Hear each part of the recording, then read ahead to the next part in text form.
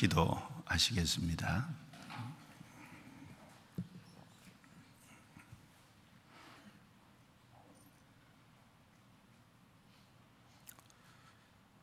살아 계시며 거룩하시고 은혜로우시고 자비로우신 하나님, 또 우리에게 선을 베푸시는 선하신 하나님, 또 우리의 영혼에 평강을 주신 평강의 하나님, 참으로 감사합니다. 이 세상 많은 사람 중에 우리를 먼저 불러 구원해 주시고 또 주님의 몸된 교회 안에 주셔서 주님의 돌보심과 양육함을 받고 또 우리의 행보를 진리 가운데 세워주셔서 진리를 위해 싸우고 걸어가도록 도와주심을 진심으로 감사합니다. 오늘 주님의 피로 구원받은 귀한 성도들 또 불러 모아 주셔서 거룩한 말씀으로 교제케 해주신 것 감사합니다. 이 시간이 각 사람의 신앙에 유익이 될 수 있도록 도와주시고 주 성령께서 두루 역사하셔서 각 사람 심령을 붙잡아 주시고 마음을 새롭게 해 주옵소서. 이 시간 중집회가 진행되고 있습니다. 주님 함께 해 주셔서 새로 참석하는 귀한 영혼들 이뤄지지 않도록 도와주시고 주님 말씀을 잘 들을 수 있도록 그 마음을 열어주시고 끝까지 말씀을 듣고 진리의 말씀을 깨닫게 해 주옵소서. 말씀을 전하시는 목사님께 힘을 주시고 또 지혜의 말씀을 주셔서 합당한 말씀을 증거할 수 있도록 도와주옵소서. 전 세계 복음이 전해지는 모든 곳에 함께 해 주시고 주님이 도와주셔서 말씀이 더 힘있게 전해지고 많은 영혼이 주께 돌아오므로 하나님께 영광이 되게 해 주옵소서. 오늘 함께하지 못한 성도들 어느 곳에 있든지 합당하신 은혜로 채워 주옵소서. 우리를 구원해 주신 주 예수님 이름으로 기도드리옵니다. 아멘. 성경 누가복음 5장을 찾겠습니다.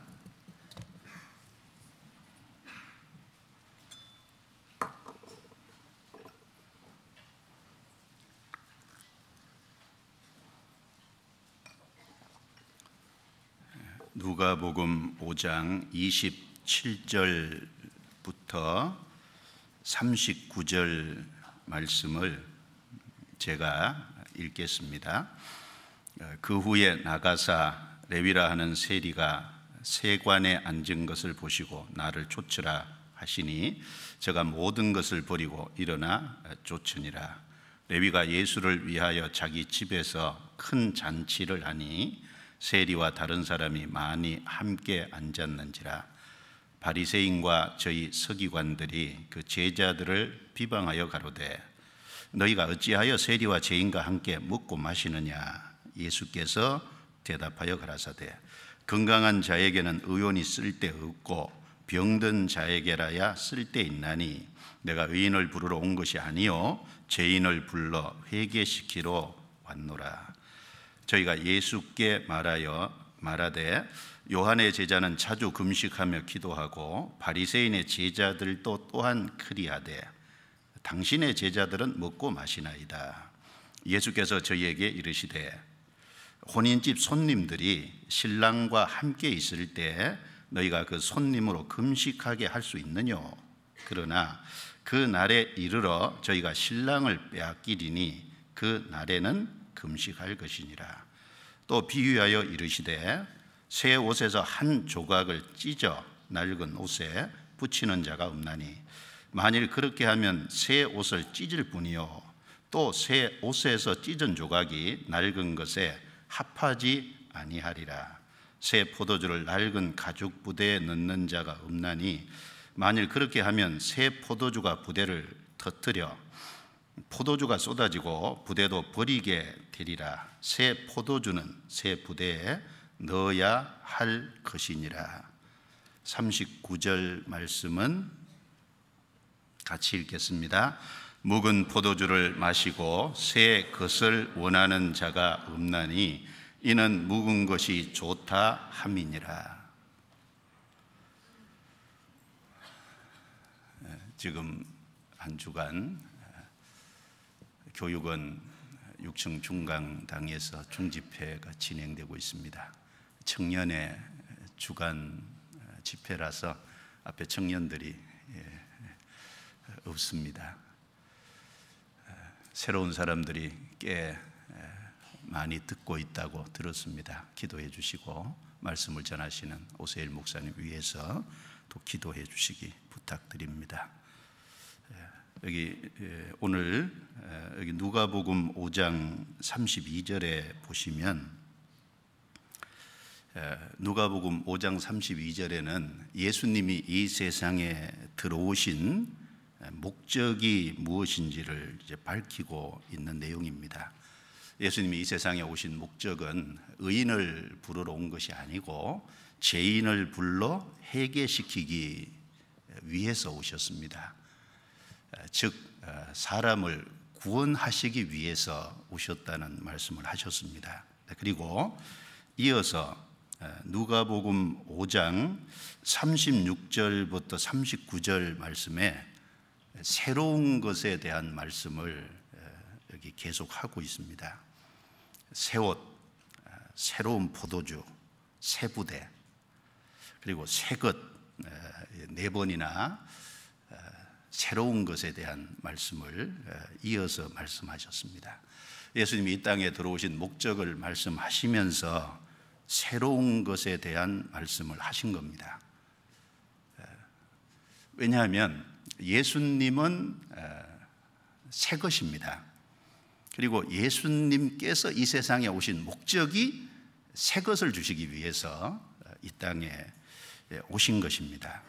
그래서 오늘 제목을 새 것을 주시기 위해 오신 예수님이라는 제목을 좀 정했습니다.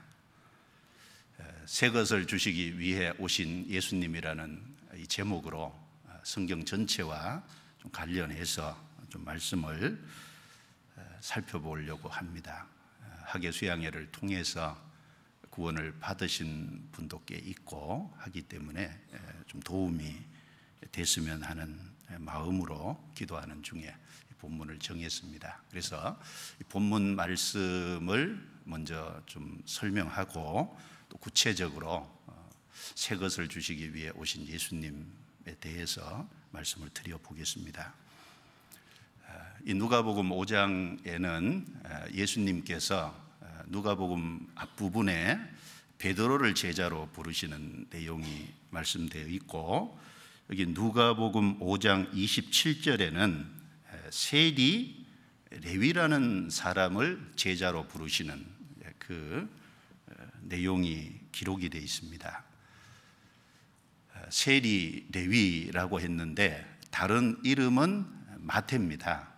그래서 마태복음을 기록한 마태라는 사람입니다. 예수님이 그 마태를 세간에 앉아 있는 것을 보시고 나를 좇으라 부르셨습니다. 이 레위는 자기의 모든 것을 버려두고 예수님의 부름에 즉시 응답하고 예수님을 쫓았습니다.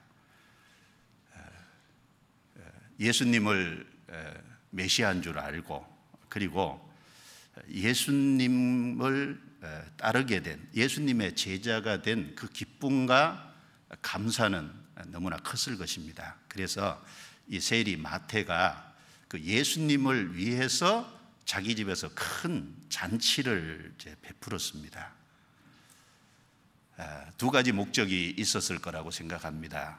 여기 39절 말씀에 예수를 위하여 자기 집에서 큰 잔치를 했다, 이 말씀 그대로 예수님을 알게 되고 예수님과 바른 관계를 맺게 되고 예수님의 제자가 된 그것에 너무나도 큰 기쁨과 감사가 있었기 때문에 그 예수님께 그 자기의 감사하는 마음을 어떤 식으로든지 표현을 하려고 했을 겁니다. 그래서 예수님을 위해서 자기 집에 큰 잔치를 베풀었습니다.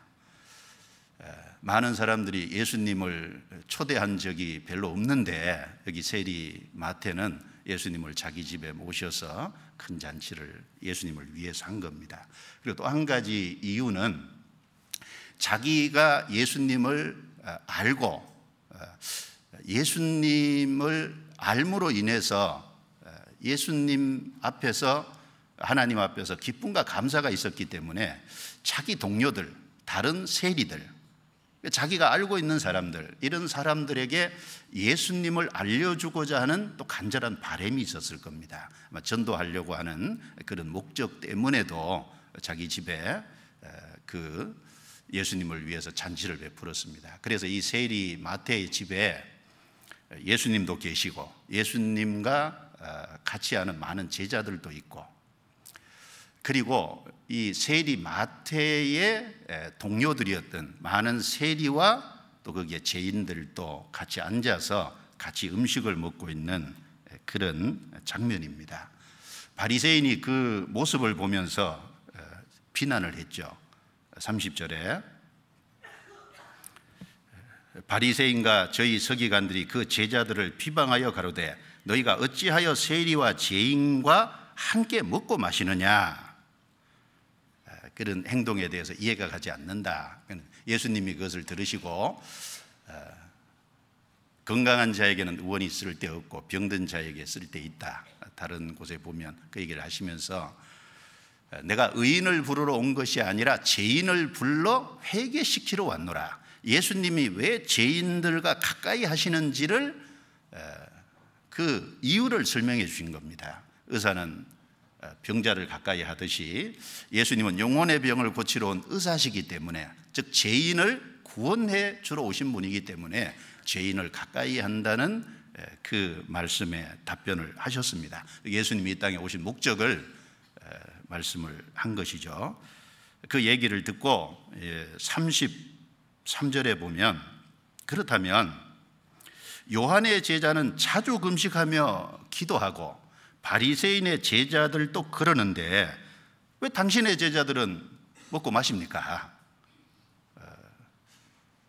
당신이 정말 죄인을 불러 회개시키러 왔다면 당신의 제자들은 요한의 제자들처럼 바리새인의 제자들처럼 금식하고 기도해야 될 거 아닙니까? 왜 먹고 마십니까? 이렇게 따지듯이 물은 겁니다. 예수님이 거기에 대해서 두 가지 예를 가지고 답을 하셨습니다. 하나는 혼인집 손님들과 신랑의 예를 가지고 설명을 하셨고, 또 하나는 옛것과 새것이 함께 할 수 없다는, 함께 공존할 수 없다는 그 예를 들어서 설명을 하셨습니다. 34절 35절 같이 읽어보겠습니다. 예수께서 저희에게 이르시되 혼인집 손님들이 신랑과 함께 있을 때에 너희가 그 손님으로 금식하게 할 수 있느뇨? 그러나 그 날에 이르러 저희가 신랑을 빼앗기리니 그 날에는 금식할 것이니라. 먼저 혼인집 손님들과 신랑의 예를 하나 드셨는데, 혼인집 손님들이 신랑과 함께 있을 때와 신랑을 빼앗겼을 때는 다르다는 겁니다. 혼인집 손님들이 신랑과 함께 있을 때 그 혼인집 손님들에게 금식하라고 할 수 있겠느냐? 그러나 그 날에 이르러 신랑을 빼앗길 때가 있는데 그때는 금식할 것이다. 우리는 여기서 하나 알 수 있는 것은 예수님이 이 땅에 오신 목적이 무엇인지를 생각해 볼 수 있습니다. 예수님은 이 땅에 신부를 구하는 신랑으로 오신 거예요. 예수님은 이 땅에 사랑의 대상을 구하러 오신 겁니다. 창세기부터 요한계시록까지 하나님이 인간을 창조하신 목적은 바로 사랑의 대상을 찾는 것이고 구하는 것이잖아요. 그래서 호세아서 2장 19절 20절에 보면 내가 내게 장가들어 영원히 살되 의와 공변됨과 은총과 긍휼히 여김으로 장가들며 진실함으로 내게 장가들리니 내가 여호와를 알리라. 하나님이 사람에게 장가드시겠다. 그 말씀은 하나님이 사람을 사랑의 대상으로 삼으시고 그 사람을 구원해서 영원히 하나님과 사랑의 짝이 되게 하시겠다는 말씀입니다.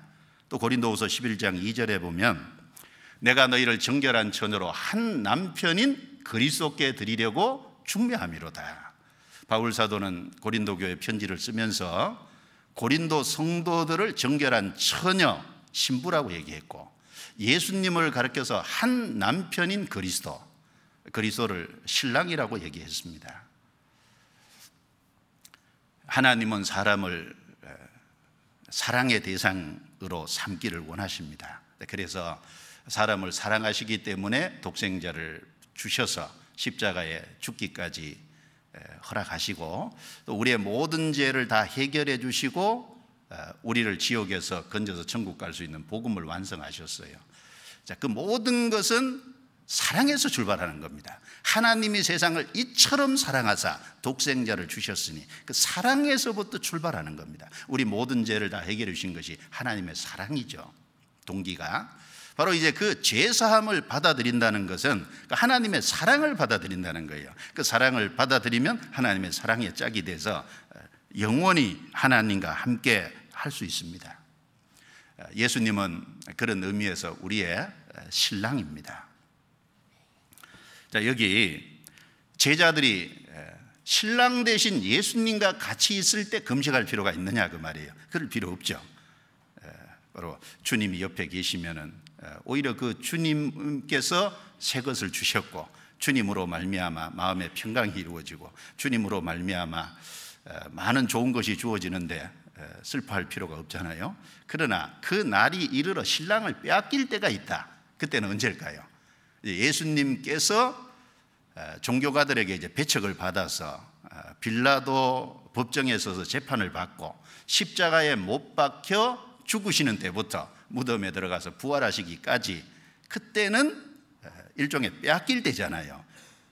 그럴 때는 슬퍼할 것이다. 그때는 참으로 금식할 수 있다. 그러나 신랑 대신 예수님과 같이 있을 때는 슬퍼할 필요가 없다라는 걸 분명히 말씀하셨습니다. 그리고 또 하나 예는 옛것과 새것은 함께 공존할 수 없다는 겁니다. 36절에 보시면 또 비유하여 이르시되 새 옷에서 한 조각을 찢어 낡은 옷에 붙이는 자가 없나니.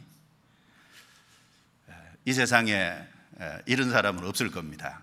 옷을 하나 샀어요. 그런데 그 옷의 한 부분을 탁 찢어가지고 낡은 옷에다가 딱 붙여요. 그런 분 보셨어요? 그런 사람은 없습니다. 그러면 새 옷을 버려요. 그리고 이 새 옷에서 찢어낸 천이 낡은 옷하고 합하지 않는다, 어울리지 않아요. 함께 할 수 없다는 겁니다. 새 것과 옛 것은 공존할 수 없다는 얘기를 하신 겁니다. 그리고 37절에 새 포도주를 낡은 가죽 부대에 넣는 자가 없나니 만일 그렇게 하면 새 포도주가 부대를 터뜨려 포도주가 쏟아지고 부대도 버리게 되리라. 새 포도주는 새 부대에 넣어야 할 것이니라. 새 포도주를 낡은 가죽 부대에 담는 사람이 없다. 어리석은 사람이나 그렇게 하지 그렇게 하는 사람은 없을 겁니다. 만약에 새 포도주를 낡은 가죽 부대에 담는다면 이 포도주가 부풀어서 결국은 낡은 가죽 부대가 터지게 될 거고, 그러면 포도주도 버리고 가죽도 터지고 부대도 터지고,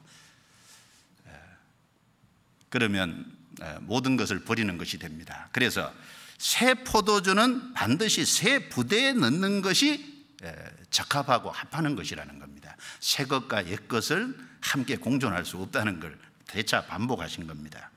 그리고 39절에 이런 말씀을 하셨습니다. 같이 읽어보죠.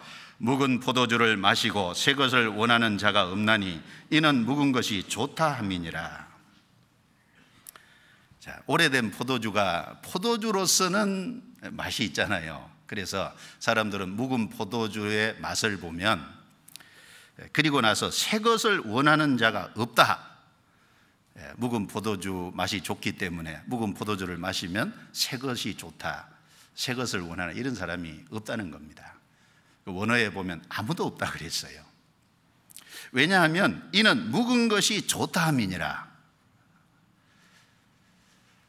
자, 이것은 포도주가 좋고 나쁜 것을 얘기하려고 하는 것이 아닙니다. 사람들의 이런 태도를 통해서 신령한 사실을 예수님이 설명을 하려고 하신 겁니다. 여기 묵은 포도주, 묵은 것이 무엇을 말할까요? 이 묵은 포도주, 이 묵은 것은 아담 안에 속한 이 세상의 모든 것을 가리키고 있어요, 사실은. 그리고 또 종교적인 간습 같은 것에 얽매여 있는 옛것을 가리킵니다. 그럼 새 것은 무엇을 말할까요? 새 것은 예수님을 가리킵니다. 예수님은 새 것이고 예수님 자신이 새 것을 가지고 오셨습니다. 예수님은 우리에게 새로운 것을 주시려고 이 땅에 이제 오신 겁니다. 그런데 아담 안에 이 세상에 속해서 이 세상 것에 익숙한 사람들은 그 이 세상 것에 익숙하기 때문에 예수님을 안 받아들인다는 거예요. 예수님의 가르침을 거부한다는 겁니다. 그리고 옛 종교적인 간습에 익숙한 사람들도 예수님의 가르침을 안 받아들이는 거예요. 이 당시에 유대 종교가들은 마가복음 7장에 보면 장로들의 유전을 귀하게 생각하고, 거기 보면 장로들의 유전 중에 손을 씻지 않으면 음식을 먹지 않고, 바깥에 들어갔다 하면 몸을 항상 청결하게 하고, 그리고 장가 대적과 주발 같은 막 철저히 깨끗이 씻는 그런 장로들의 유전이 있었는데, 그 장로들의 유전, 바리새인들의 가르침, 이런 것들은 아주 중요하게 생각하면서 예수님의 가르침은 받아들이지를 않는 거예요. 그것을 여기 책망을 하신 내용입니다.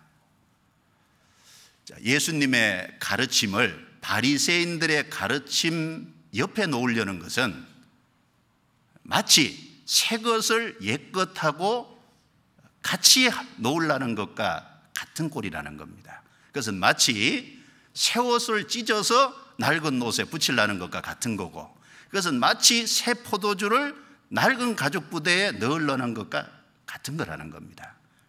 그것은 어리석은 것이라는 겁니다. 아담 안에 속한 것은 다 묵은 것입니다.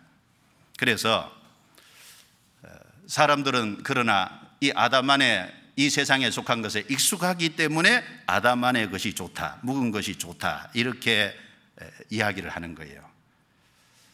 묵은 것이 좋다고 하는 사람들은 예수님 안에 들어온 사람들이 아닙니다. 예수님은 새 것을 주시기 위해서 이 세상에 오셨고, 예수님은 새로운 일을 하셨고, 그리고 우리에게 새 것을 주시기를 원하십니다. 그렇다면 결국 예수님이 우리에게 주시기 원하는 새 것이 무엇일까요? 예수님은 새 것을 우리에게 주시기 위해서 오셨는데 예수님이 우리에게 주시기 원한 새 것이 무엇이냐라는 말입니다. 한마디로 얘기하면 새로운 생명을 받아 새로운 삶을 사는 것입니다. 그것을 주시려고 예수님은 이 땅에 오셨습니다. 그러나 사람들은 옛것에 익숙하기 때문에, 아담 안에 이 세상에 속한 것에 익숙하고 종교적인 전통에 익숙하기 때문에 예수님이 주신 새로운 생명을 안 받고 예수님의 새로운 생명을 받아서 새로운 삶을 사는 걸 좋아하지 않는다는 거예요. 사람들은 묵은 것이 좋다, 이렇게 말을 한다는 겁니다.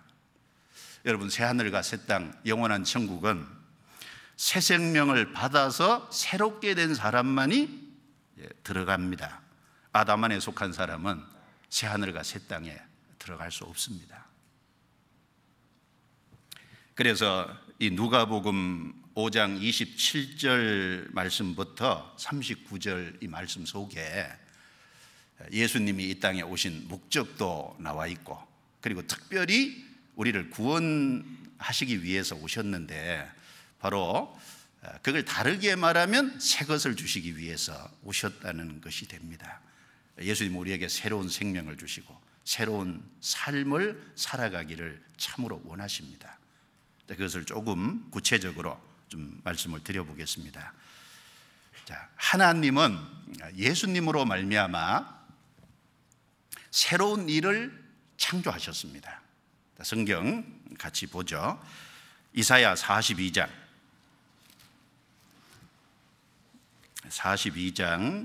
9절입니다.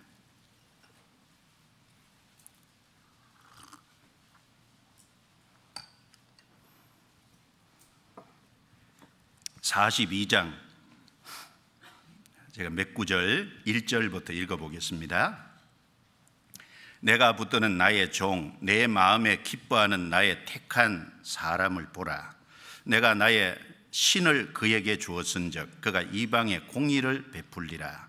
그는 외치지 아니하며 목소리를 높이지 아니하며 그 소리로 거리에 들리게 아니하며 상한 갈대를 꺾지 아니하며 꺼져가는 등불을 끄지 아니하고 진리를 공의로 베풀 것이며 그는 쇠하지 아니하며 낙담하지 아니하고 세상에 공의를 세우기에 이르리니 섬들이 그 교훈을 앙망하리라. 건너뛰어서 7절 내가 소경의 눈을 밝히며 갇힌 자를 옥에서 이끌어내며 흑암에 처한 자를 간에서 나오게 하리라. 9절은 같이 읽습니다. 보라, 전에 예언한 일이 이미 이루었느니라. 이제 내가 새 일을 고하노라. 그 일이 시작되기 전이라도 너희에게 이르노라. 여기 이사야 42장 9절 말씀에 보라, 내가 새 일을 고하노라. 하나님 편에서 새로운 일을 말하시겠다는 겁니다. 그 일이 시작되기 전이라도, 그 새로운 일이 시작되기 전이라도 너희에게 이르노라. 자, 지구상에는 한 76억의 사람이 살고 있습니다. 작년 12월 말 통계를 보니까요 76억이더라고요. 많기도 많죠. 76억의 사람들이 오늘 하루도 살아가면서 많은 다양한 일들을 하지 않았을까요? 얼마나 많은 일을 했겠습니까? 그런데 그 모든 것은 새로운 일이 될 수 없어요. 그 모든 것은 아담만에 속한 것입니다. 하나님은 새 일을 하시겠다고 여기 말씀하고 계십니다. 왜 새로운 일이라고 말씀하시냐면 너무 엄청난 일이고 아무도 예측하지 못한 일이고 그리고 아무도 할 수 없는 일을 하나님께서 하시는 것이기 때문에 여기 새 일이라고, 새로운 일이라고 강조해서 여기 말씀을 하신 겁니다. 그 일이 무엇일까요? 바로 독생자 예수 그리스도를 이 땅에 보내서 예수 그리스도를 통해서 우리의 모든 허물과 죄를 해결해 주시고 이제 그 복음으로 사람을 구원해서 새 사람이 되게 하고 영원한 새하늘과 새 땅에 이끌어드리는 그 일이 하나님 편에서 하시는 새 일이라는 겁니다. 여기 보라 그랬죠. 주목해 보라는 겁니다. 자, 이사야 42장 1절부터 이 3절 말씀이요 마태복음 12장 17절부터 21절에 인용되어 있어요.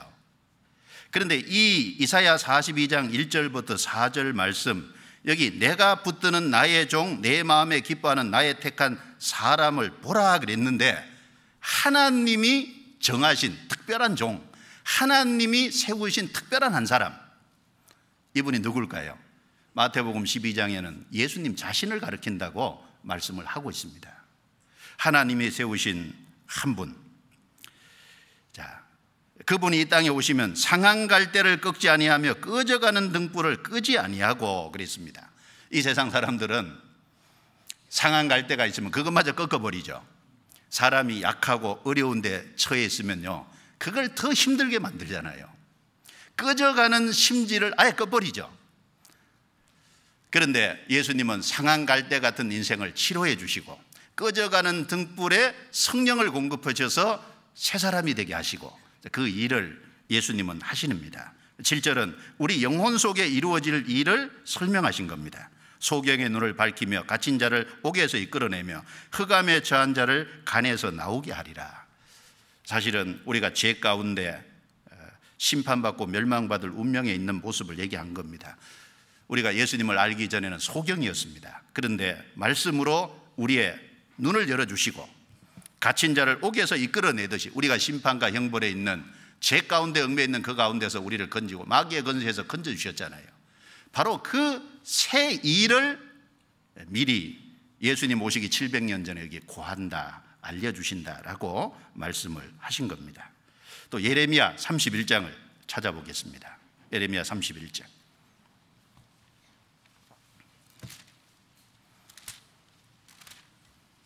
예레미야 31장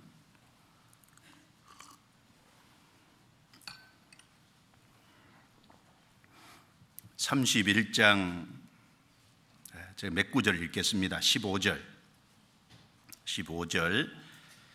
나 여호와가 이같이 말하노라. 라마에서 슬퍼하며 통곡하는 소리가 들리니 라헬이 그 자식을 위하여 애곡하는 것이라. 그가 자식이 없으므로 위로받기를 거절하는도다. 22절 같이 읽겠습니다.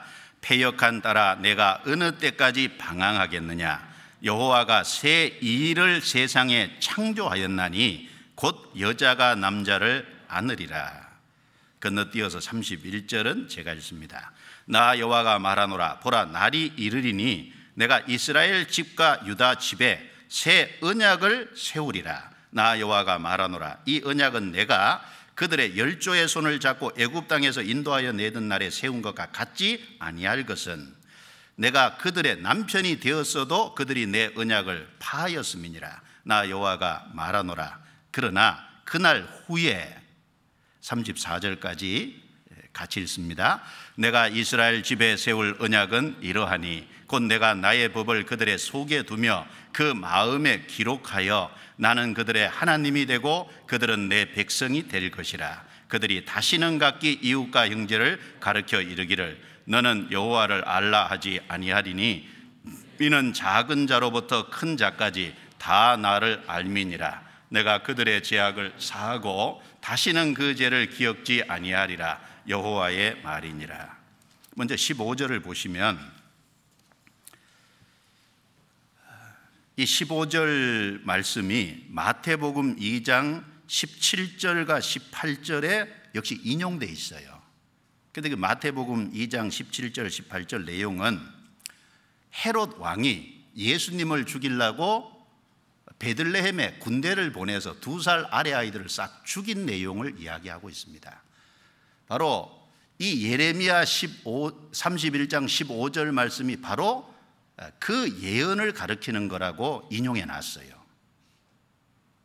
바로 예수님이 이스라엘 땅에 초림하셨을 때 그 베들레헴의 2살 아래 아이들이 다 죽음으로 많은 부모들이 통곡할 것을 미리 여기 예언의 말씀으로 해놓으신 겁니다. 그리고 이걸 얘기하시면서 22절에 여자가 남자를 안으리라 이 말씀을 하셨는데 여기 남자가 누구를 말할까요? 예수 그리스도를 가리킵니다. 여기 여자는 이스라엘을 가리키는 거예요. 그리고 여기 안으리라라는 말은 원어에 보면 높인다, 또 둘러싼다 이런 의미가 있어요. 자, 이스라엘 역사 속에 예수 그리스도께서 들어오시고 그 예수님께서 높아질 것이라는 겁니다. 그리고 그 예수님이 중심이 될 것을 말씀한 겁니다. 그래서 새 일을 세상에 창조하였나니 지금까지는 아무도 하지 못한, 아무도 할 수 없는, 또 전혀 예측할 수 없는 새로운 일을 하나님은 계획하고 계셨던 거예요. 바로 하나님의 독생자를 세상에 보내셔서 바로 그 이스라엘 역사 속에 보내셔서 예수님이 중심이 되게 하시겠다는 얘기를 여기 하신 겁니다. 그리고 그것을 31절부터 34절에서는 새 언약이라고 말씀을 하셨습니다. 31절에 나 여호와가 말하노라. 보라 날이 이르리니 내가 이스라엘 집과 유다 집에 새 언약을 세우리라. 자, 새로운 언약입니다. 나 여호와가 말하노라. 이 언약은 내가 그들의 열조의 손을 잡고 애굽 땅에서 인도하여 내던 날에 세운 것과 같지 아니할 것은 내가 그들의 남편이 되어서도 그들이 내 언약을 파하였음이니라. 하나님은 이스라엘 백성을 애굽에서 건져내셨죠. 그리고 시내산에서 이스라엘 민족과 율법으로 언약을 맺었어요. 그래서 그 율법을 주시면서 순종하면 하나님이 축복해 주시고 그 율법을 불순종하면 하나님이 저주하시겠다고, 즉 행위 언약을 주셨습니다. 그런데 이스라엘은 철저하게 그 행위 언약을 깨뜨렸습니다. 하나님이 특별히 이스라엘이라는 그 나라를 하나님께서 아내로 신부에 위치해 두시고 하나님이 신랑으로서 보호하시고 다스렸음에도 불구하고 이스라엘은 그걸 철저히 언약을 깨뜨렸다는 겁니다. 그래서 그런 시내산에서 세운 십계명 두 돌판으로 말미암아 주신 그런 언약 말고 이제 새로운 언약을 주시겠다는 겁니다. 그 새 언약의 내용이 뭘까요? 두 가지입니다. 그 새 언약의 내용이 33절 34절에 기록되어 있지 않습니까? 첫 번째는 나 여호와가 말하노라. 그러나 그날 후에 내가 이스라엘 집에 세울 언약은 이러하니 곧 내가 나의 법을 그들의 속에 두며 그 마음에 기록하여. 첫 번째는 나의 법을 그들의 속에 두고 그 마음에 기록하겠다. 하나님이 이스라엘 민족에게 언약을 세울 때는 십계명 두 돌판에 10가지 계명을 딱 새겨서 주셨어요. 돌판에 새겨 주셨습니다. 그런데 새로운 언약은 이제 돌판이 아닙니다. 여기 나의 법을 그들의 속에 두며 그 마음에 기록하여. 이제는 육의 신비, 그 마음에 하나님의 말씀을 기록해 주시겠다는 약속입니다. 그리고 또 한 가지는 우리 죄를 영원히 용서해 주시겠다는 약속이에요. 34절 끝부분에 내가 그들의 죄악을 사하고 다시는 그 죄를 기억지 아니하리라. 그들의 죄를 사하고, 자, 죄를 철저히 완전히 영원히 사했기 때문에 다시는 그 죄를 기억지 아니하리라. 다시는 그 죄에 대해서 문제 삼지 않겠다. 즉 우리 죄를 영원히 용서해 준 사실입니다. 바로 하나님이 말씀하신 여기 세상의 새 일을 창조한다 그랬죠. 왜냐하면 지금까지 그런 일은 아무도 못했기 때문에 여기 창조라는 단어를 22절에 쓰신 거예요. 내가 새 일을 세상에 창조하노라. 바로 예수 그리스도를 통해서 우리의 모든 죄를 영원히 해결해 주시고, 그리고 이제 구원받은 사람 속에 성령을 주셔서 그 성령으로 말미암아 하나님의 법이 우리 심령에 새겨지게 하는, 그건 하나님이 하시는 새 일입니다. 하나님이 하시는 새로운 창조의 역사인 거예요. 여러분, 성령으로 잉태하는 것은 역사 속에 없었잖아요. 보라, 처녀가 아들을 낳으리니 그 이름을 임마누엘이라 하리라.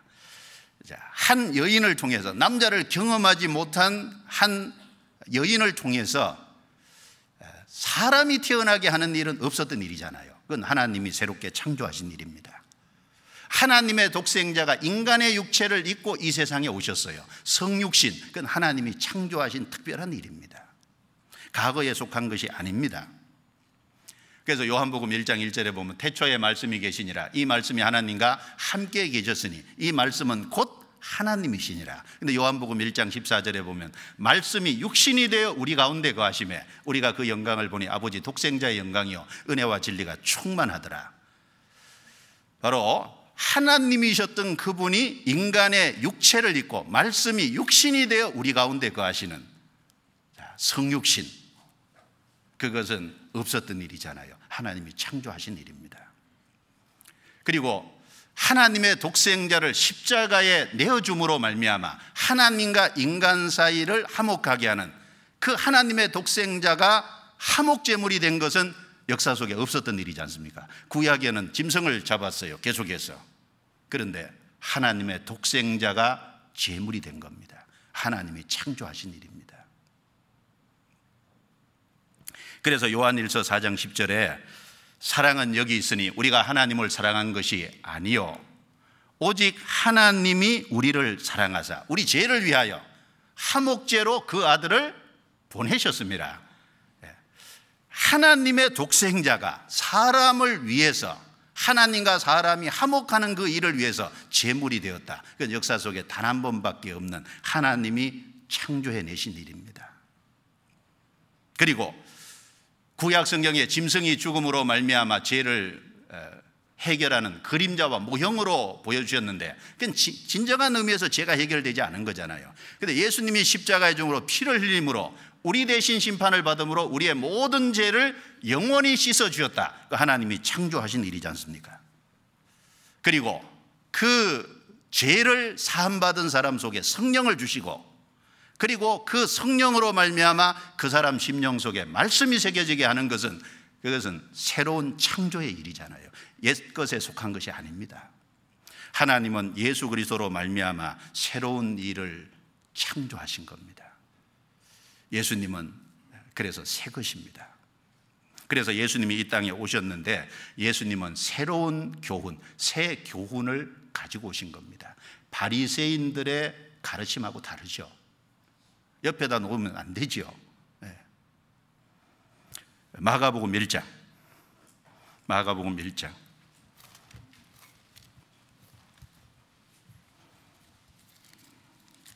마가복음 1장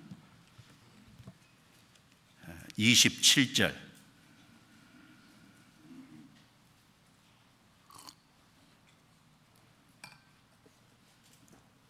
같이 읽겠습니다. 다 놀라 서로 물어 가로되 이는 어쩌미뇨 건세 있는 새 교훈이로다. 더러운 귀신들을 명한즉 순종하는도다 하더라. 예수의 소문이 곧 온 갈릴리 사방에 퍼지더라. 이 마가복음 1장 앞에 보면 예수님 요단강에서 침례를 받으시고 그리고 가버나움 해당에서 가르치실 때 그 해당에서 귀신 들린 사람이 소란을 피웠어요. 예수님이 그 꾸짖으시면서 25절에 잠잠하고 그 사람에게서 나오라 명령하시니까 경련을 일으키면서 귀신이 나왔어요. 그걸 보고 다 놀라서 말하기를 권세 있는 새 교훈이로다. 왜냐하면 지금까지 귀신에게 명령을 내서 귀신이 순종하는 것을 본 적이 없다 그 말입니다. 우리도 한국에 보면요 귀신 쫓아낸다고 무당굿하잖아요. 그런데 자, 귀신에게 명령을 해서 귀신을 나오게 할 수 있다. 그 말은 보이지 않는 영적인 세계 권세를 가지신 분이라는 겁니다. 이스라엘 백성들도 대단히 놀란 겁니다. 권세 있는 새 교훈이로다. 지금까지 그런 일은 없었거든요. 바로 그분이 우주 만물을 창조하시고 모든 권세를 가지신 분이지 않습니까? 마태복음 7장입니다. 마태복음 7장 28절 29절 또 같이 읽겠습니다. 예수께서 이 말씀을 마치심에 무리들이 그 가르치심에 놀래니 이는 그 가르치는 것이 권세 있는 자와 같고 저희 서기관들과 같지 아니함일러라. 마태복음 5장부터 마태복음 7장까지 내용을 산상수훈이라고 얘기합니다. 예수님이 산에 올라가 앉으시고 사람들이 앞에 나오고 예수님이 그 무리를 가르치셨어요. 그 가르치심을 들은 사람들이 놀랬다 그랬습니다. 이는 그 가르치시는 것이 권세 있는 자와 같고 서기관들과 같지 아니함일러라. 그렇죠? 서기관들의 가르침은 예수님의 가르침하고는 다릅니다. 예수님의 가르침은 권세가 있었어요. 마태복음 5장에 보면 옛사람에게 말한 바 살인치 말라 하였다는 것을 너희가 들었으나 나는 너희에게 이르노니 형제에게 노하는 자마다 심판을 받게 되고 라가라는 자는 공리에 잡히게 되고 미련한 놈이라 하는 자는 지옥불에 들어가게 되리라. 그 말씀에서 너희가 들었으나 나는 너희에게 이르노니 마치 예수님이 자기가 최종 권위자인 것처럼 권세자인 것처럼 예수님은 말씀하신 겁니다. 너희가 들었다. 그러나 나는 너희에게 이른다. 옛사람에게 말한 바 간음치 말라 했다는 것을 너희들가 들었으나 나는 너희에게 이르노니 여자를 보고 음욕을 품는 자마다 마음에 이미 간음하였느니라. 나는 너희에게 이르노니. 예수님처럼 말씀하신 분은 아무도 없었습니다. 예수님은 최종 권세자, 최종 권위자처럼 말씀하신 게 맞아요. 요한복음 8장 12절에 나는 세상의 빛이라고 했습니다. 빛을 알려주는 사람이라고 안 하고 내가 세상의 빛이라고 얘기하신 거예요. 요한복음 11장 25절에는 나는 부활이고 생명이니 나를 믿는 자는 죽어도 살겠고 살아서 나를 믿는 자는 영원히 죽지 아니하리니 내가 이것을 믿느냐? 죽으니 나흘 된 나사로 그 집에 가서 마르다에게 그 말을 했죠. 나는 부활이고 생명이다. 예수님 자신이 부활이고 예수님 자신이 생명이라고 얘기하신 겁니다.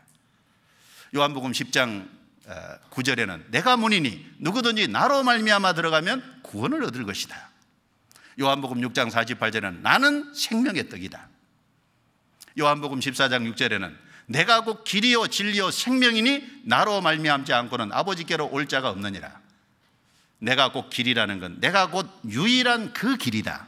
내가 곧 진리라는 건 내가 유일한 그 진리다. 내가 유일한 그 생명이다. 바로 그 길, 그 진리, 그 생명. 예수님은 모든 것을 최종 권위자인 것처럼 예수님이 그렇게 말씀하셨어요. 그 가르치심에 모든 사람이 놀랐습니다. 예수님은 새로운 교훈을 가지고 오신 겁니다. 왜냐하면 하나님이 세일을 창조하시는 그 중심에 예수님이 있기 때문에 그렇습니다. 그럼 예수님의 가르침의 핵심이 뭘까요? 예수님의 가르침의 핵심이 첫 번째는 거듭나야 된다는 거지 않습니까? 요한복음 3장 3절에 사람이 거듭나지 아니하면 하나님 나라를 볼 수 없느니라. 요한복음 3장 5절에 물과 성령으로 거듭나지 아니하면 하나님 나라에 들어갈 수 없느니라. 거듭나야 된다는 것을 강조하셨습니다. 요한복음 1장 12절에도 영접하는 자 곧 그 이름을 믿는 자들에게는 하나님의 자녀가 되는 권세를 주셨으니 이는 혈통으로나 육정으로나 사람의 뜻으로 나지 아니하고 오직 하나님께로서 난 자들이 하나님으로 말미암아 태어나야 된다는 거예요. 예수님의 가르침의 핵심은 거듭나야 된다는 겁니다. 다른 말로 생명을 얻어야 된다는 걸 강조하신 겁니다. 그리고 생명을 얻었다면 너희가 서로 사랑하라고 말씀하신 겁니다. 그리고 주님이 이루신 것을 전파하라고 부활하시기 전에 부탁하고 가셨잖아요. 예수님의 가르침의 핵심이 복잡하지 않습니다. 모든 사람은 거듭나야 됩니다. 거듭나야 하나님 나라에 들어가고 거듭나지 아니하면 하나님 나라를 볼 수도 없습니다. 예수님 이전에 예수님처럼 거듭나야 된다고 가르친 사람은 아무도 없었습니다. 예수님은 새로운 교훈을 가지고 오신 거예요. 그리고 예수님으로 말미암아 새로운 언약이 이루어진 겁니다. 아까 예레미야 31장 그 내용을 히브리서 8장과 히브리서 10장에 인용을 하고 있어요. 히브리서 8장을 보겠습니다. 히브리서 8장.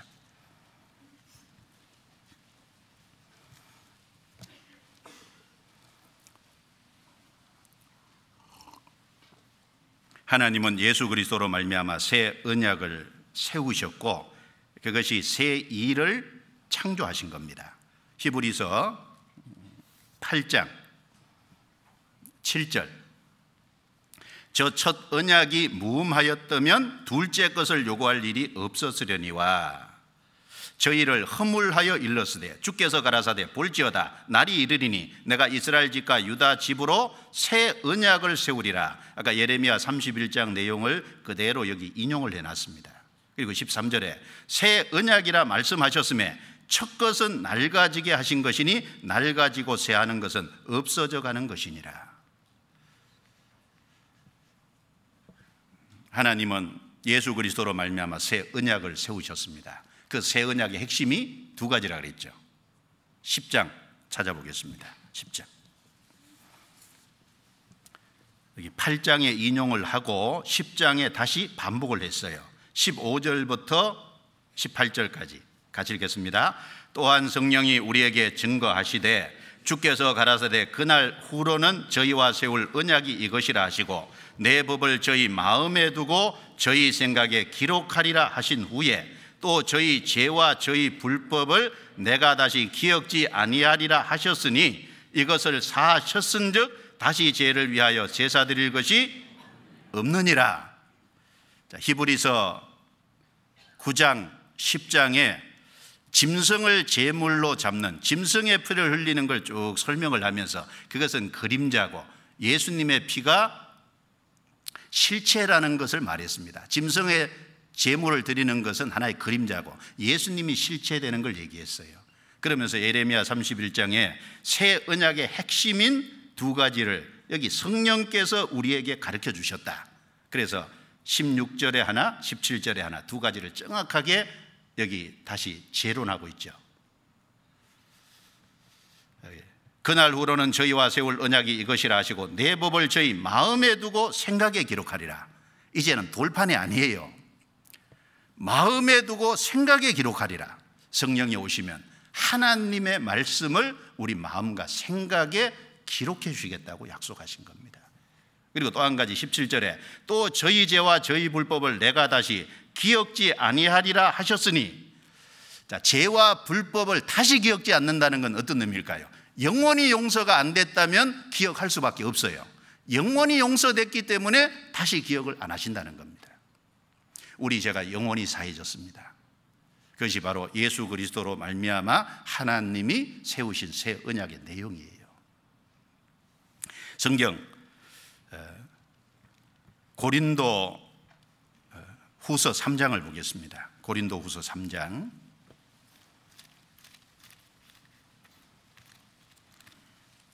고린도 후서 3장 1절부터 3절입니다.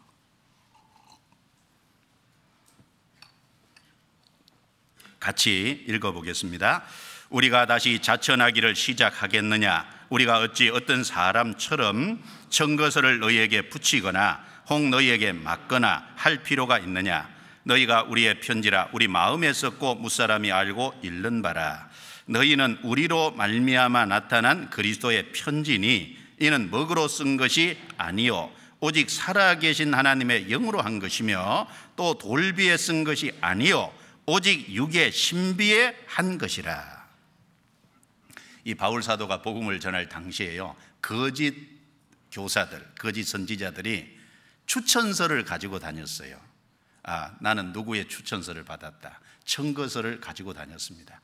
그러면서 비난을 하기를, 바울은 누구에게 청거서를 받은 것이 없지 않느냐, 바울은 누구에게 추천을 받았느냐, 그러면서 바울을 비난을 했어요.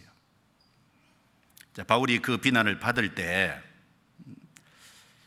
그 종이로 된 추천서보다 더 확실한 추천서가 나에게는 있다 그랬습니다. 그게 뭘까요? 3절에 너희는 우리로 말미암아 나타난 그리스도의 편지니 그랬습니다. 누가 그리스도의 편지라고요? 바울 사도가 고린도에 가서 복음을 전해서 구원을 받은 그 고린도 성도들이 그리스도의 편지고, 그 고린도 성도들이 쉽게 말하면 추천서다 그 말입니다. 바울 사도가 하나님의 일꾼이라는 확실한 증거는 뭘까요? 바울 사도가 전도해서 구원받은 그 사람들이 바로 바울 사도를 하나님이 세웠다는 확실한 청거서, 추천서 아닙니까? 그보다 더 확실한 추천서가 어디 있겠어요? 하나님이 어떤 전도자를 세웠어요. 그 전도자를 통해서 나타나는 구원의 역사가 하나님이 그 사람을 세웠다는 증거 아니겠습니까? 그보다 더 확실한 추천서는 없을 겁니다. 그걸 얘기하면서 이는 먹으로 쓴 것이 아니요 살아계신 하나님의 영으로 한 것이다. 거짓 선지자들, 거짓 교사들이 들고 다니는 그 추천서는 먹으로 쓴 거예요. 종이에 쓴 거예요. 그런데 이 바울의 추천서는, 바울의 추천서인 바로 고린도 성도들 그 영혼 속에 이루어진 것은 하나님의 영으로 한 것이라는 겁니다. 먹으로 한 것이 아닙니다. 성령으로 한 것입니다. 그리고 구약시대 율법은 돌비에 쓴 겁니다.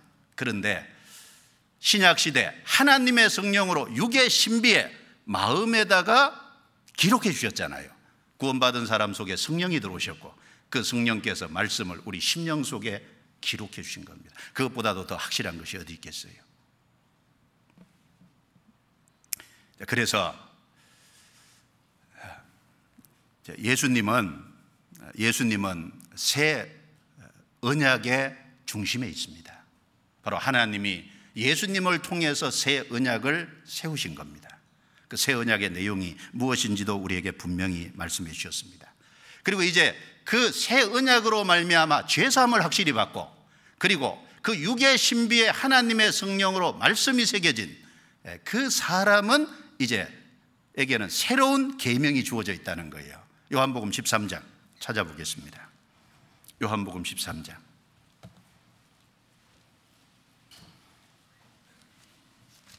가장 중요한 계명이 중에 하나가 이것이지 않습니까? 요한복음 13장 34절부터 35절입니다. 같이 읽겠습니다.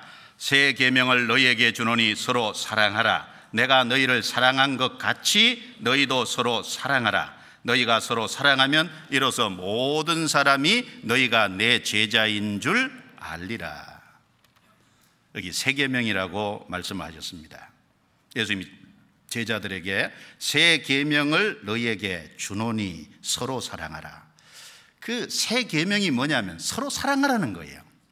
사실 옛 계명도 서로 사랑하라는 겁니다.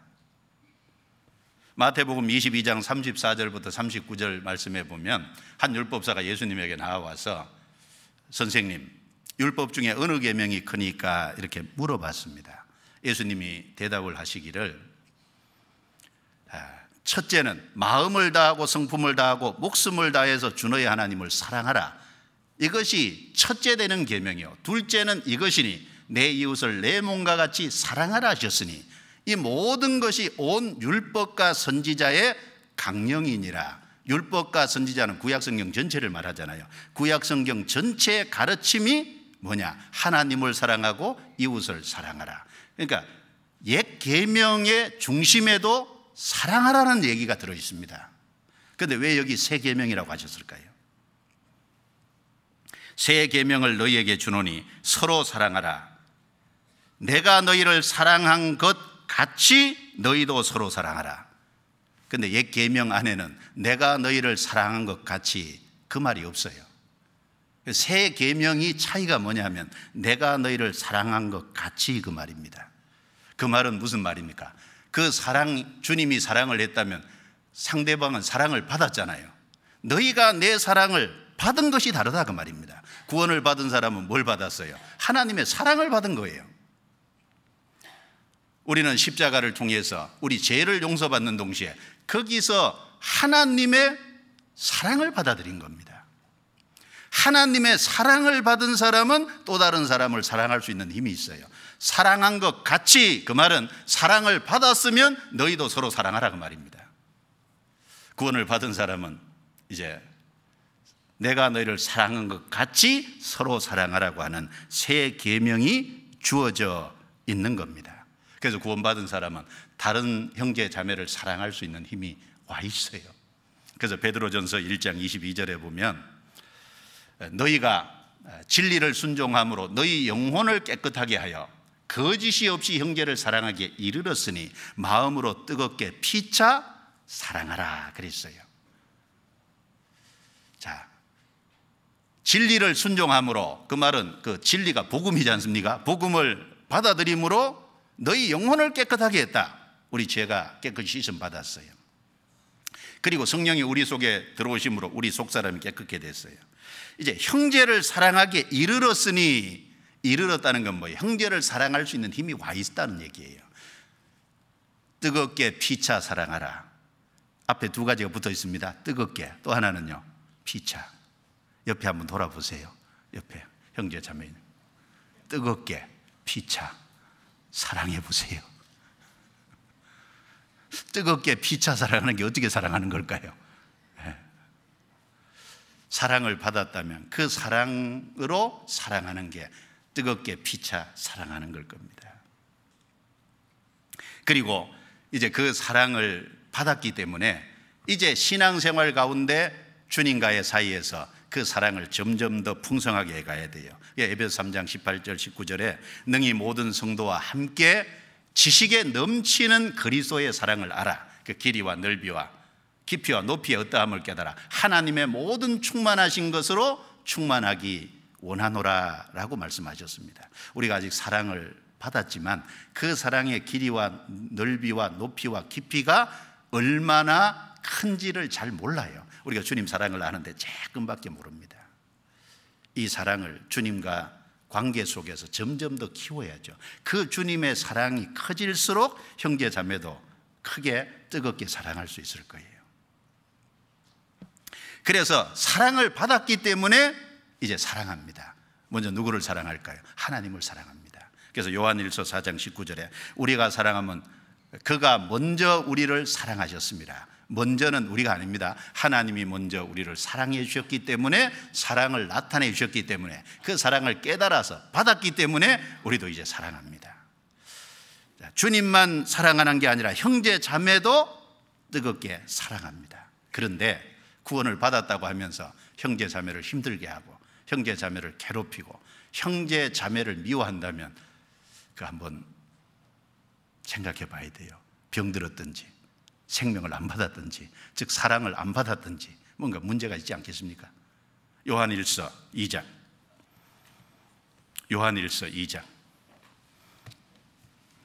7절입니다.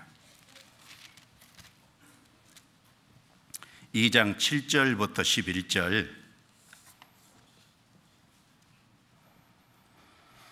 7절부터 11절 같이 읽어보겠습니다. 사랑하는 자들아, 내가 새 계명을 너희에게 쓰는 것이 아니라 너희가 처음부터 가진 옛 계명이니 이 옛 계명은 너희의 들은 바 말씀이거니와 다시 내가 너희에게 새 계명을 쓰노니 저에게와 너희에게도 참된 것이라.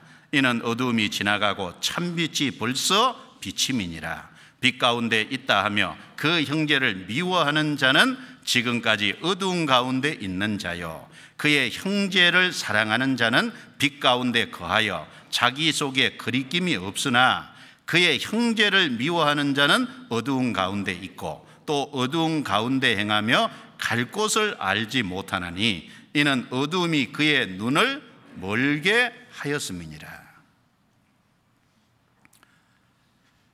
형제 자매를 마음으로 미워하고 있다면 그것이 어두움에 있다는 증거 아니겠느냐 한번 생각을 해보라는 겁니다. 요한일서 1장에 보면은 하나님과 사귄다는 것은 빛 가운데 사귀는 것이라고 했습니다. 그런데 빛 가운데 사귄다면 그 주님의 생명이 와 있고 사랑이 와 있다면 같은 구원을 받은 형제 자매를 사랑할 텐데 그 형제 자매를 미워하는 것은 아직도 어두움에 있다는 겁니다. 9절에 지금까지 어두운 가운데 있는 자요 이렇게 말씀하셨죠. 그 형제를 사랑하는 자는 빛 가운데 가하여 자기 속에 끄리낌이 없으나, 그 말은 미워하는 사람은 자기 속에 끄리김이 있다는 말이에요. 그의 형제를 미워하는 자는 어두운 가운데 있고 또 어두운 가운데 행하여 갈 곳을 알지 못하나니, 어두운 가운데 있는 사람은 갈 곳을 알지 못한 사람이고 눈이 먼 사람이다, 눈이 감긴 사람이다 라고 말씀하고 있습니다. 자, 이제 주님으로 말미암아 새 언약을 통해서 제사함을 받고 성령을 받아 확실한 생명을 그 말씀이 그 속에 심겨진 사람은 이제 새 계명이 주어져 있는 겁니다. 내가 너희를 사랑같이 너희도 서로 사랑하라. 그 말씀을 우리는 실천해야 돼요. 그리고 이제 구원을 받았기 때문에 구원받기 이전하고 전혀 다른 새로운 길을 걸어가는 겁니다. 구원받은 성도들이 가야 될 길이 따로 있어요. 새로운 길입니다. 성경 히브리서 10장입니다. 히브리서 10장 19절 20절 10장 19절 20절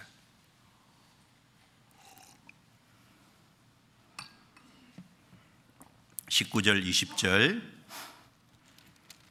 같이 읽겠습니다. 그러므로 형제들아, 우리가 예수의 피를 힘입어 성소에 들어갈 담력을 얻었나니 그 길은 우리를 위하여 휘장 가운데로 열어놓으신 새롭고 산 길이요 휘장은 곧 저희 육체니라. 예수님이 우리를 대신해서 십자가에 죽어서 우리 죄를 해결하시고 피를 흘리셨어요. 그래서 이제 산 길이라 그랬죠. 생명길, 사람이 살 수 있는 길을 열어놓으셨어요. 그리고 그 길은 여기 말씀한 것처럼 새로운 길이라 그랬어요. 새롭고 산 길이다. 구원받은 사람은 이제 길을 가기는 가는데 새로운 길을 가는 겁니다. 좁은 문을 통과했으면 이제 좁은 길을 가요. 구원받은 사람이 보편적으로 걸어가야 될 길이 있고, 그리고 하나님이 각 사람을 구원하셨을 때 각 사람이 가야 될 길이 있어요. 그 새로운 길이 있습니다. 구원받기 이전에 가던 길하고 구원받은 이후에 가는 길은 완전히 다르죠. 구원받으면 삶의 방향과 목적이 명확하게 전해지고, 그 삶의 방향과 목적이 정해지기 때문에 구원받기 전에는 방향과 목적이 달랐잖아요. 구원받기 전에는 이 세상에서 좀 어떻게 하면 명예를 얻을까, 이 세상에 어떻게 하면 돈을 많이 벌까, 어떻게 하면 남을 좀 부리고 살아볼까, 어떻게 하면 좀 즐겁게 쾌락 이런 것을 좀 추구해 볼까, 이런 것이 인생의 목적이었다면은, 그런데 구원을 받으면 이제 완전히 방향이 바뀌잖아요. 목적이 바뀌잖아요. 주님 중심의 삶이 되고, 어떻게 하면 주님 뜻 가운데 좀 살아볼까, 어떻게 하면은 신앙생활을 잘할 수 있을까, 어떻게 하면 다른 영혼을 좀 건져볼까, 어떻게 하면 주님과 좀 가까이 할까, 좀 다르잖아요. 구원받기 이전하고 전혀 다른 새 길을 갑니다. 그래서 구원을 받으면 하나님을 섬기는 하나님 중심의 길을 이제 새롭게 가는 겁니다. 그리고 구원을 받으면 구원받은 형제 자매들과 뜨겁게 피자 사랑하라 그랬는데, 뜨겁게 피자 사랑하려면 자주 모여야 될 거 아니에요. 안 모이고 어떻게 뜨겁게 피자 사랑할 수 있겠어요? 같이 자주 모이고 형제 자매들과 함께 합심하고 동고동락하고, 그 가운데서 형제 자매들의 이제 거룩한 교제의 길을 가는 겁니다. 그것이 성도들이 가야 될 길이에요. 그리고 천국의 소망을 두고, 그리고 위를 추구하는, 영원한 것을 추구하는 삶을 살아갑니다. 그래서 구원받기 이전하고 전혀 다른 새롭고 산 길이잖아요. 주님이 우리에게 그 길을 주신 거예요. 그리고 구원을 받으면 이제 이 속에 성령이 오신다 그랬죠. 성령이 오시면 성령의 새롭게 하심이라는 측면이 있습니다. 성경 디도서 3장 찾아보겠습니다. 디도서 3장. 성경 디도서 3장 5절입니다. 5절.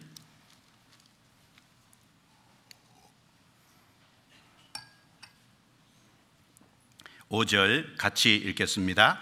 우리를 구원하시되 우리의 행한 바 의로운 행위로 말미암지 아니하고 오직 그의 긍휼하심을 좇아 중생의 씻음과 성령의 새롭게 하심으로 하셨나니. 중생의 씻음과 성령의 새롭게 하심으로 하셨다. 먼저 우리를 구원하시되 우리의 행한 바 의로운, 우리의 어떤 행위에 근거해서 우리를 구원하신 게 아니죠. 오직 그의 긍휼하심을 좇아 하나님의 긍휼이 동기가 되고 사랑이 동기가 돼서 하나님 편에서 일방적으로 자격 없는 우리를 위해서 해 주신 일이잖아요. 그리고 여기 구원의 내용 속에는 두 가지 내용이 있다는 겁니다. 여기 중생이라는 말은 거듭남이라는 말하고 똑같은 단어예요. 여기 중생 그럴 적에 중자를 무거울 중자를 씁니다. 한문으로 번역하니까 중생이에요. 그런데 이 무거울 중자가 한자에 무겁다는 뜻이 있는 동시에 다시 반복한다 이런 뜻이 있어요. 그러니까 여기 중생이라는 말은 새로운 생명이라는 말입니다. 거듭났다는 얘기를 하는 거예요.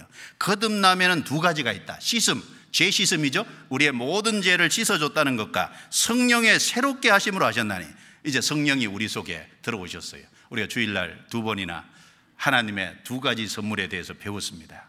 바로 그 한 가지는 구원이라는 큰 선물을 받고, 또 한 가지는 하나님이 구원받은 사람 속에 들어와 계시다는 거예요. 죄사함을 받으라. 그리하면 성령을 선물로 받으리니, 죄사함을 확실히 받은 사람 속에 성령이 오시고, 성령이 우리의 영에 오시고 우리의 마음에 영향을 미치면 우리의 마음이 새롭게 되는 겁니다. 우리 속에 오신 성령이 어떤 성령이십니까? 은혜의 성령이잖아요. 고린도전서 2장 12절에 우리가 세상의 영을 받지 아니하고 오직 하나님께로 온 영을 받았으니 이는 하나님께서 우리에게 은혜로 주신 것들을 알게 하려 하심이라. 하나님께로부터 온 영, 성령을 받았는데 은혜로 주신 것들을 알게 하려 하심이라. 이제 구원을 받으면 은혜로 주신 것 하나가 아니죠. 것들이라 그랬어요. 복수입니다. 먼저는 제사해 주시고 우리를 지옥에서 건져주시고 우리를 영원한 천국에 이끌어 들이시는 그 은혜를 먼저 깨달아요. 그리고 주님이 우리 삶 속에 무엇을 해주시는지 우리 삶 속에서 누리는 많은 은혜가 있어요. 그리고 우리가 죽음을 건너갔을 때 영원 속에서 하나님 안에서 누리는 은혜가 또 있어요. 그 은혜들을 이제 하나하나 깨달아 가게 하시는 겁니다. 은혜가 깨달아질수록 우리 영혼이 충만해지죠. 우리 영혼에 기쁨과 감사가 있을 거예요. 기쁨과 감사가 넘치는 만큼 주님을 위해서 더 힘있게 살 수 있습니다. 그리고 우리 속에 오신 성령은 진리의 성령이에요. 요한복음 16장 13절 말씀에 그러하나 진리의 성령이 오시면 그가 너희를 모든 진리 가운데로 인도하시리니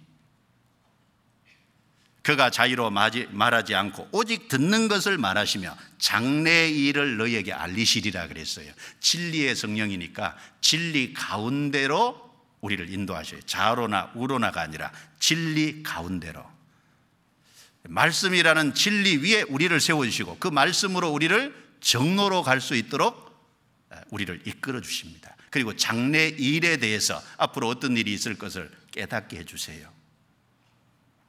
그리고 우리 속에 오신 성령은 거룩한 성령 아닙니까? 우리를 점저 세상에서 구별해 가시는 것이 있어요. 성령의 새롭게 하심. 확실히 제사함을 받은 사람 속에는 성령이 와 계시고 성령이 오셔서 새롭게 하시는 일이 있어요.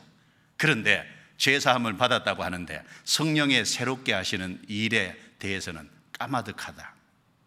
은혜의 성령인데 그러면 은혜를 알고 그리고 바르게 분별하는 분별력도 있고 판단력도 조금씩 늘어갈 건데 시간이 지나도 전혀 교회 분별도 못하고 말씀 분별도 못하고 어느 것이 옳은지 그른지도 잘 모르고 성령을 정말 받았을까요? 정말 구원 받았을까요? 성령의 새롭게 하심이 있습니다. 성령이 오셔서 새롭게 하시니까 구원받은 사람을 뭐라고 말씀하죠? 새로운 피조물이라고 말씀하시잖아요. 구원받으면 새로운 피조물이라는 뭐예요? 하나님이 새롭게 창조하신 창작품이다 그 말입니다. 구원받은 한 사람 한 사람의 하나님 작품이에요. 새로운 피조물입니다. 하나님이 예수 그리스도로 새 일을 창조했죠. 그 예수 그리스도로 말미암은 복음으로 제사해 주시고 성령이 오셔서 그 사람을 새롭게 창조해 가신다니까요. 그런 의미에서 새로운 피조물이라고 얘기하신 겁니다. 고린도후서 5장 고린도후서 5장 17절 성경에 구원받은 사람을 새로운 피조물이라고 그랬습니다. 5장 17절 같이 읽겠습니다. 그런즉 누구든지 그리스도 안에 있으면 새로운 피조물이라 이전 것은 지나갔으니 보라 새 것이 되었도다. 따라해 주시겠습니까? 새로운 피조물이라 이전 것은 지나갔으니 보라 새 것이 되었도다. 하나님 보실 때 새로운 피조물이에요. 하나님의 창작품입니다. 이제 새롭게 만들어 가시는 거예요. 하나님의 작품으로 다듬어 가시는 겁니다. 이전 것은 지나갔으니 그랬죠. 물론 우리가 이 육신을 입고 이 땅에 사니까 구원받기 전에 빚이 있으면 구원받은 이후도 그것이 문제가 돼요. 그렇죠? 빚을 갚아야죠. 그런 어떤 육신적인 것은 연관이 있어요. 그런데 하나님 앞에서 구원받기 이전은 하나님이 문제 안 삼습니다. 이전 것은 뭐라 그랬습니까? 지나갔다 그랬어요. 구원받기 전에 그 사람이 얼마나 많은 죄를 지었는지 그 사람이 어떻게 살았는지 하나님 더 이상 그걸 문제 안 삼아요. 구원받은 그 순간부터 하나님의 창조물이에요. 새 것이 되었도다. 구원받으면 새 것입니다. 그럼 하나님이 그렇게 말씀하시면 우리도 그렇게 받아들여야죠. 하나님 앞에 새로운 피조물이에요. 갈라디아서 6장 또 보겠습니다. 갈라디아서 6장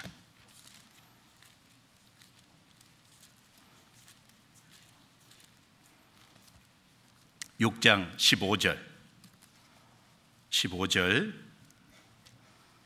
같이 읽어보겠습니다. 할례나 무할례가 아무것도 아니로되 오직 새로 지으심을 받은 자뿐이니라.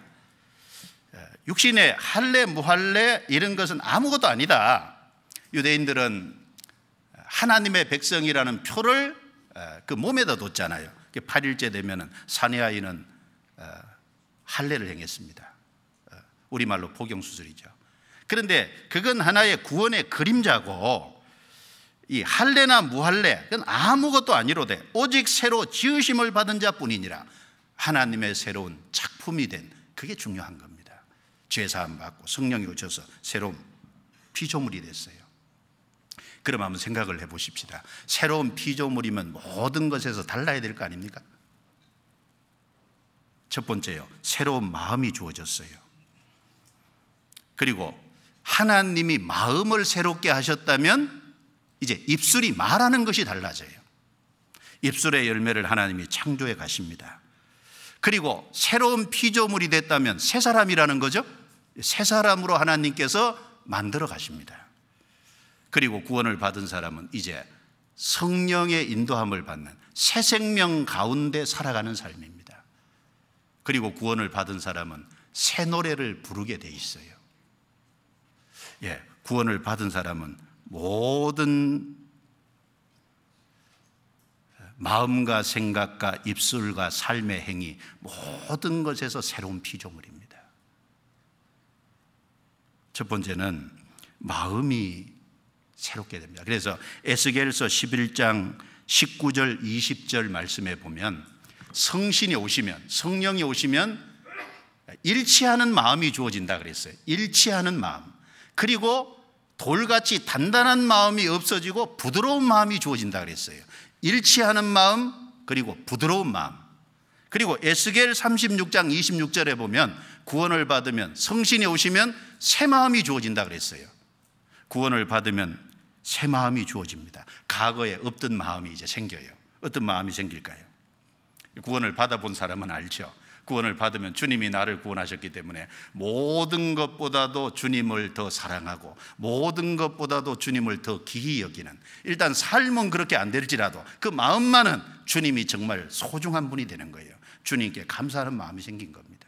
주님이 내 인생의 주인이 되고 내 삶의 주님 중심이 되는 거예요. 그런 마음이 생깁니다. 그리고 구원받으면 내가 구원받은 것이 귀하듯이, 내가 천국 들어가게 된 것이 귀하듯이, 다른 영혼을 보면, 구원 안 받은 영혼을 보면 불쌍히 생각하는 마음이 생기잖아요.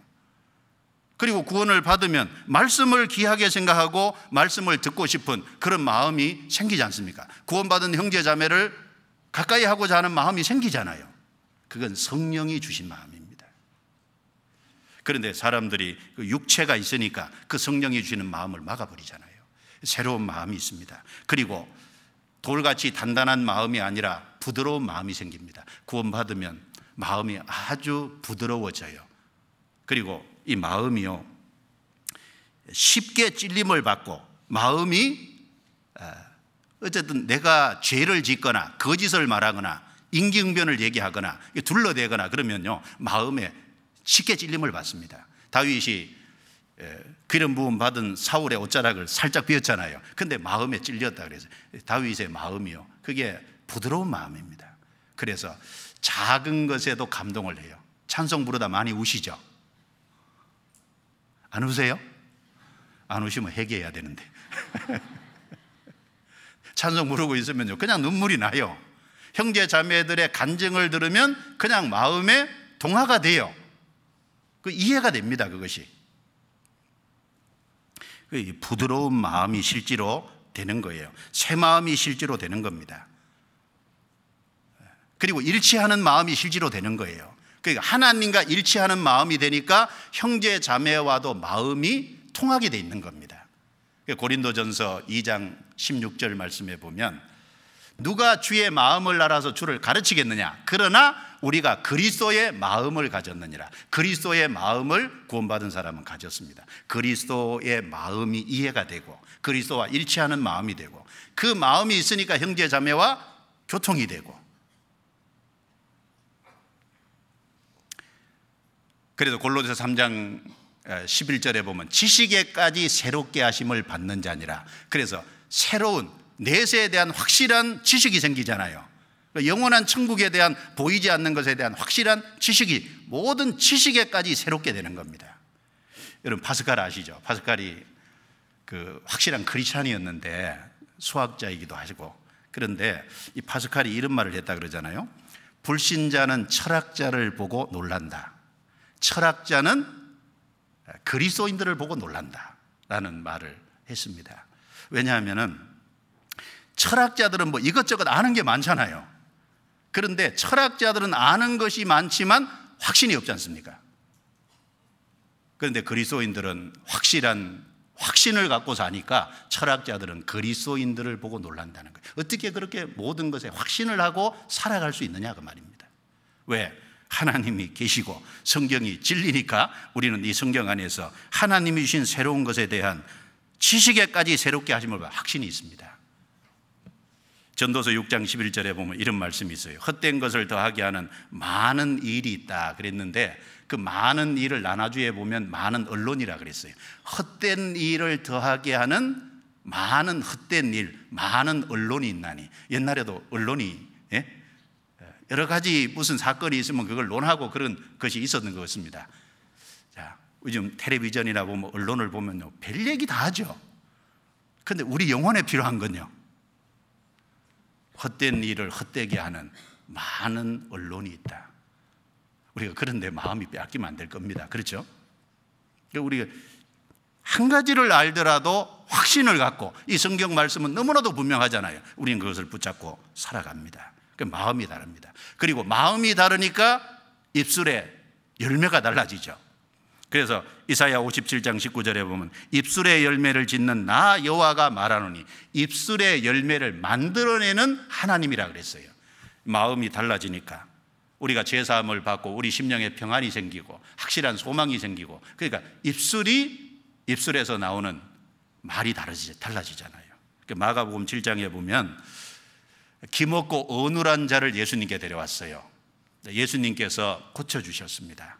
에바다 열리라 그러니까 귀가 이제 들리고 그리고 혀가 풀려 말이 분명하더라 그랬어요. 귀가 먼저 열리고 그 다음에 혀가 풀려 말이 분명하더라.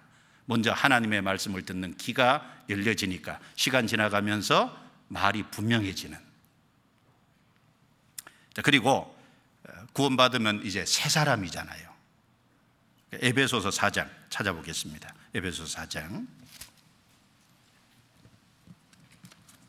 에베소서 4장.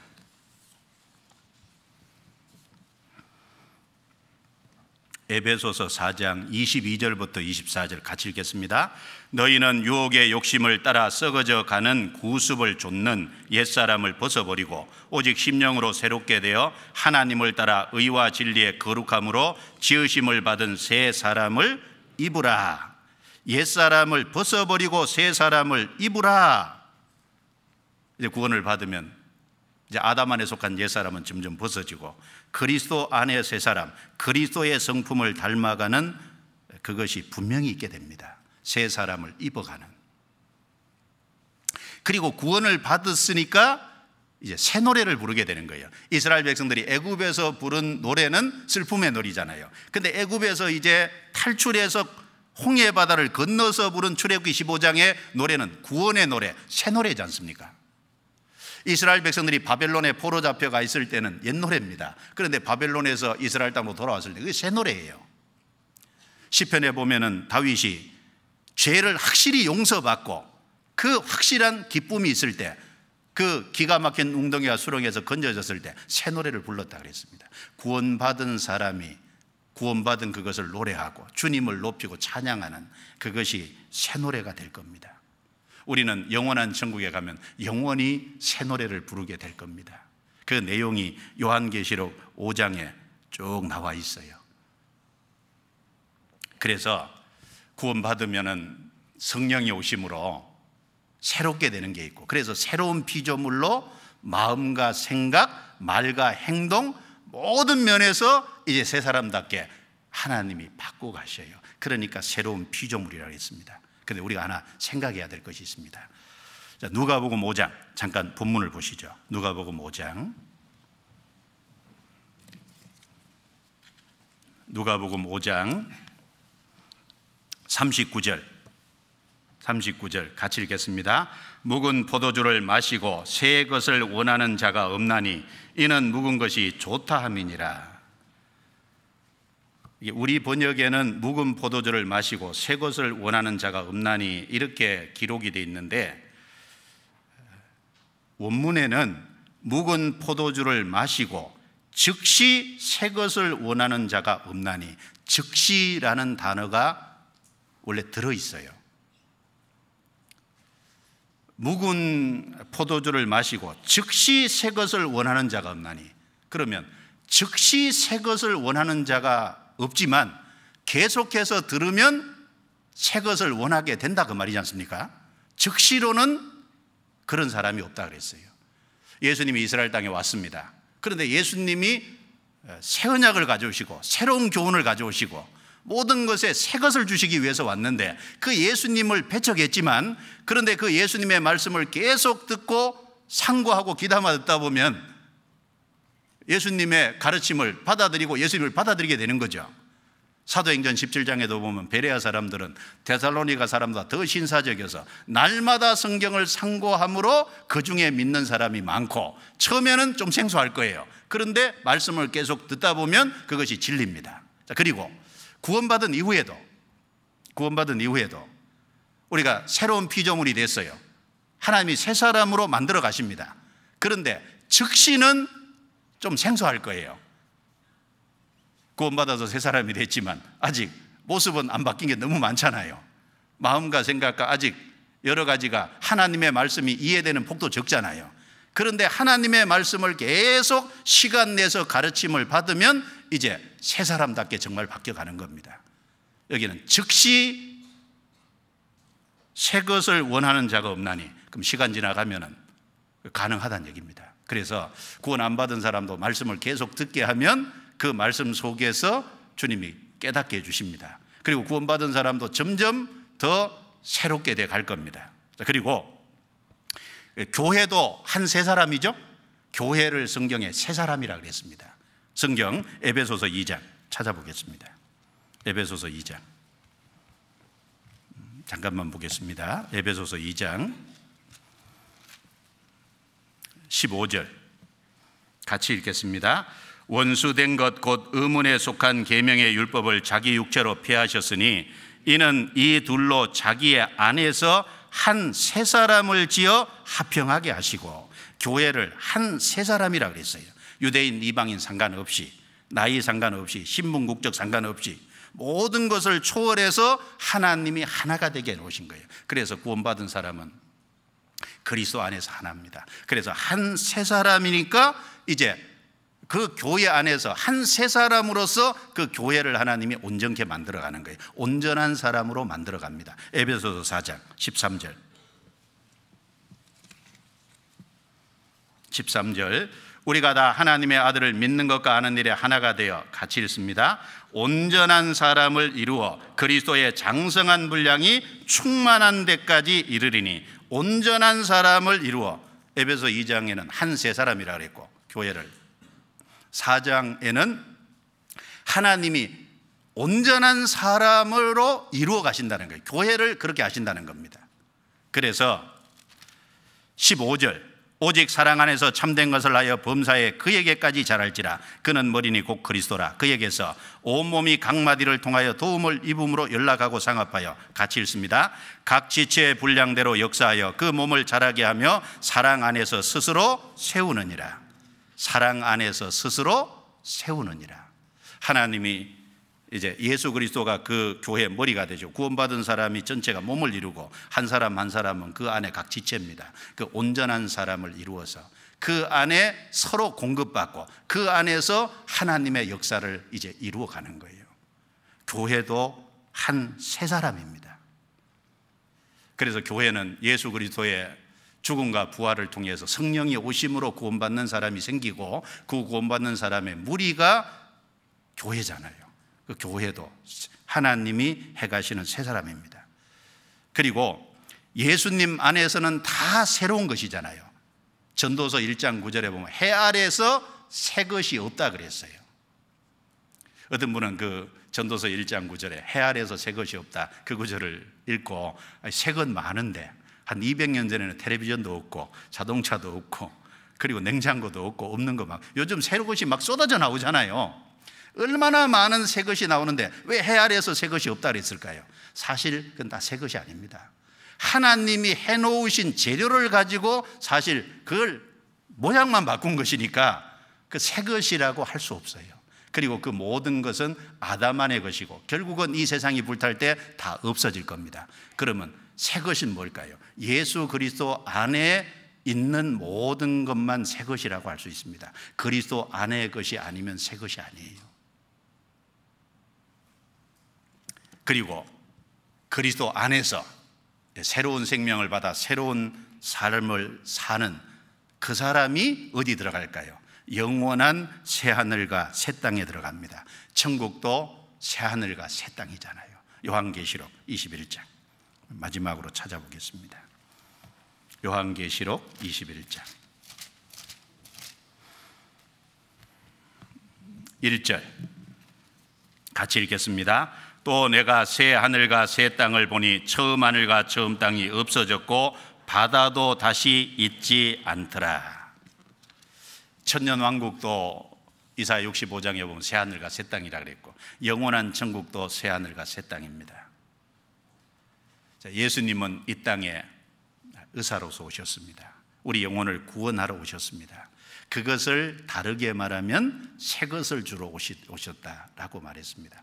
하나님은 이 첫 번째 하나님이 창조한 이 세상에 속한 것이 아닌 예수 그리스도를 통해서 완전히 새로운 일을 하셨습니다. 그것이 새 창조라고 말씀하셨습니다. 그 안에서 우리는 제사함을 받고 성령을 받고 새 사람의 모습으로 살아갑니다. 그러면 구원받아서 새 사람이 돼서 그리고 새하늘과 새 땅에 들어갈 사람은 뭐가 맡겨져 있을까요? 새로운 일이 맡겨져 있을 거 아닙니까? 우리가 해야 될 새로운 일이 있어요. 그것이 주님이 이 땅에서 그리스도를 통해서 영원한 천국에 들어갈 그 구원받는 사람을 준비하는, 바로 하나님의 사랑의 대상을 준비하는 그 일에 우리 모두를 사용하시기를 원하십니다. 그게 우리에게 맡겨진 새 일일 거예요. 그래서 새 것을 주시기 위해 오신 예수님 마음에 좀 생각을 많이 해보시면 좋겠습니다. 기도드리겠습니다. 저희를 구원해 주신 주님 감사합니다. 부족하고 연약하고 허물이 많습니다. 그러나 우리를 구원하셔서 새로운 피조물로 만드시고 또 우리를 통해서 주님의 선한 일을 이루기를 원하시는 줄 믿고 감사합니다. 우리가 새로운 피조물로서 더욱 새 사람답게 변화되는 삶을 살 수 있도록 도와주시고 주님이 주신 새로운 계명에 순종해 살 수 있도록 도와주시고 새 일 가운데 더욱 참여해서 살아갈 수 있도록 도와주옵소서. 주님이 우리에게 주시는 새하늘과 새 땅에 들어갈 때 칭찬과 영광과 존귀를 다 얻는 사람들이 되게 해 주옵소서. 한 주간 집회 중에 계속해서 도와주시고 끝까지 인도해 주셔서 구원받는 역사를 나타내 주옵소서. 우리를 구원해 주신 주 예수님 이름으로 기도드리옵니다. 아멘.